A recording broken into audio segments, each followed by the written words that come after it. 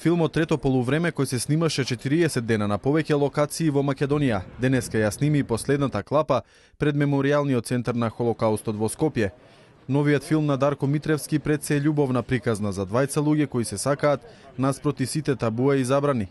Режисерот Митревски вели дека Трето полувреме ќе излезе на рана пролет и ќе го сруши рекордот на гледаност на македонскиот филм Балкан Кан. Ова е еден пред се емотивен филм. Филм и правен со многу љубов и филм кој зборува за многу љубов. И освен тоа е филм кој зборува афирмативно за мојата земја. Овој филм ќе сруши гледаноста на Балкан Кан во Македонија, ал тоа не беше став, тоа беше ветување. Истото ветување го повторувам сега. Главните улоги во филмот ги играат Сашко Коцев и манекенката Катарина Ивановска, а играат и Рихард Замел, Раде Шербеџија, Емил Рубен, Митко С. Апостоловски, Тони Михајловски, Горас Цветковски, Димитар Доксевски, Оливер Митковски. Иако е диаметрално различно и од нејзините години и од нејзиниот лик, актерката Бедија Беговска одлично се вклопи во целиот концепт на филмот.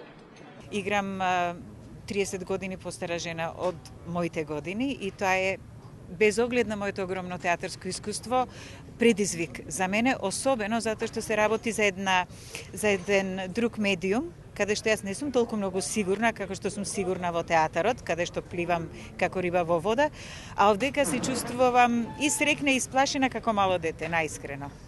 За овој историски филм имаше и шпекулации дека е насочен против Република Бугарија. Филмот е базиран на вистинска љубовна приказна, чие дејство се одвива во 1940 година.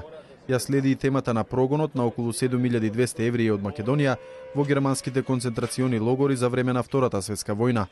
Дејството на филмот се базира на автентична приказна за фудбалскиот клуб Македонија, кој го водел тренер евреин, со чија помош тимот успеал да го освои шампионатот на тогашната фудбалска лига на фашистичка Бугарија.